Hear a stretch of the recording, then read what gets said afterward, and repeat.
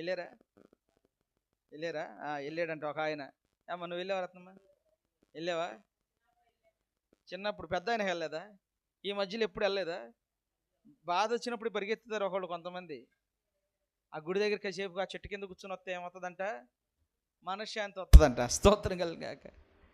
మనసులో ఉన్న ప్రభువును వదిలిపెట్టి ఆమె రాత్రి పగలు ఎండలు ఎండిపోయి వానకు తడిసిపోతుంటే కదా, అవునా కాదా? చెప్పండి.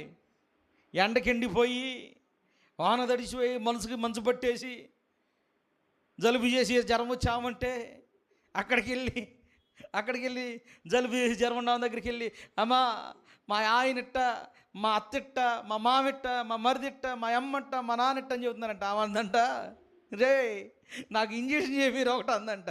హల్లెలూయా. ఏమంది? ఇంజక్షన్ చెప్పిరండి. అమ్మో ఏంటి అమ్మేంటి ఇంజక్షన్ అంటుంది, అటు నిన్నెర రాసుకల్ ఇంజక్షన్ చెప్పిరు అందంట. అనేవాడికి డొల్లుకుంట కిందకు వచ్చాడంటండి. ప్రియులారా, దేవుని సన్నిధిని మనం ఎలా ప్రవర్తించాలి? చెప్పండి. మీకు నవ్వు వస్తుంది, ఈ మాటకు నవ్వు వస్తుంది.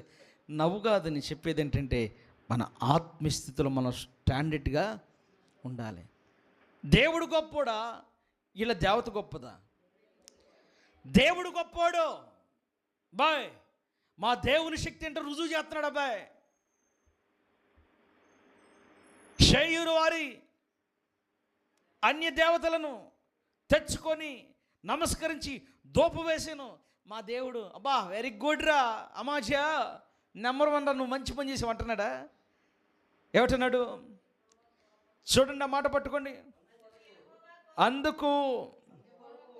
అందుకొరకు యెహోవా కోపము అమాజ్య మీద రగులుకొనెను.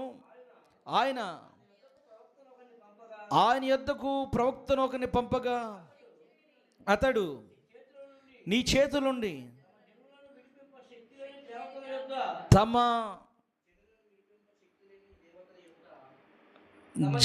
జనులను విడిపింప శక్తి లేని దేవతల యొద్ద నీవెందుకు విచారణ చేయుదువని అమాజ్యతో మాట్లాడుచుండగా రాజు అతను చూచి, నీవు రాజు యొక్క ఆలోచన కర్తలలో ఒకడవైతేవా, ఊరుకొనుము, నేను నిన్ను చంపనేలా అని చెప్పగా ఆ ప్రవక్త, నీవు ఎలాగ చేసి నా ఆలోచనను అంగీకరింకపోవుట చూచి దేవుడు నిన్ను నశింప చేయనుద్దేశించి ఉన్నాడని నాకు తెలియనని చెప్పి ఊరుకొనెను.